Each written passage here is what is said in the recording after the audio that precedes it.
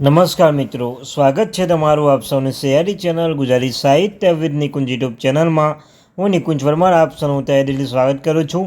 તમે ચેનલ બનાવો, channel subscribe કરવા ભૂલશો નહીં. તમને ચેનલ પર સરકારી કર્મચારી, નિવૃત્ત કર્મચારી પેન્શન બાબતે, તેમાં પગાર બાબતે, કોઈ ડીએ બાબતે, ડીઆર બાબતે કોઈ અપડેટ આવે જાણ કરવામાં આવશે. ચેનલ સબસ્ક્રાઈબ કરવા ભૂલશો નહીં. સાથે સાથે મેં જે વોટ્સઅપ ચેનલ બનાવવામાં આવી છે, તમે જોઈ શકો જે વોટ્સઅપ ચેનલ ટેલિગ્રુપ બનાવ્યું છે, લિંક ડિસ્ક્રિપ્શન મૂકું છું. મિત્રો અવશ્ય જોઈન થઈ જાય. ચાલો વધારે સમય બગાડે વિડીયોની શરૂઆત કરું છું. તો આજના વિડીયોમાં વાત કરવાની છે ગુજરાત હાઈકોર્ટે પેન્શનો અને સરકારી કર્મચારીઓની તરફેણમાં એક મહત્વનો ચુકાદો આપ્યો છે. 60 થી 80 વર્ષના પેન્શનોને લેટેસ્ટ જલસા કહી શકાય, લેટેસ્ટ અપડેટ સારા સમાચાર કહી શકાય. તો તેના વિશે આપણે વિડીયોમાં ચર્ચા કરીશું. ચાલો મિત્રો વધારે સમય બગાડતા વિડીયોની શરૂઆત કરું છું.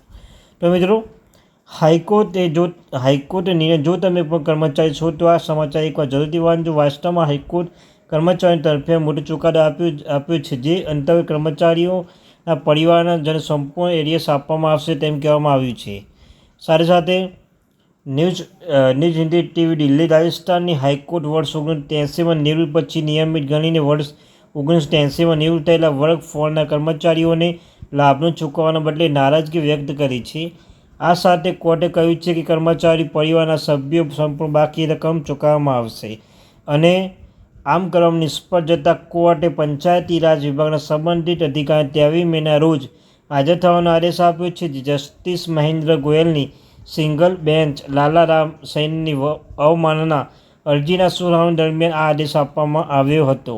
અને જે સુનાવણી દરમિયાન પંચાયતી રાજ સચિવ નવીન જૈન કોર્ટના આદેશનું પાલન કરતા હાજર થયા હતા.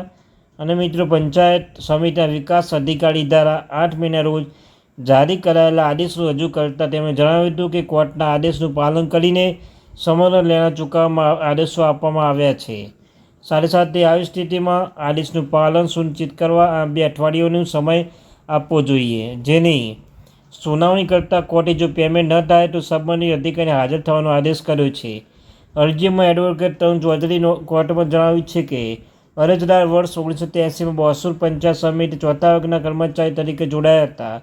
તે સમયે જુલાઈ 2020માં તેઓ હંગામી કર્મચારી તરીકે નિવૃત્ત થયા, જેની સામે કર્મચારી હાઈકોર્ટે અરજી કરી હતી, જેના પર સુનાવણી કરતા સિંગલ બેન્ચ 21 જાન્યુઆરી 2021ના રોજ આદેશ જારી કર્યા અને અરજદારને વર્ષ 1983ની નિયમિત માલની તમામ લાભો આપવાનો આદેશ આપવામાં આવ્યો હતો.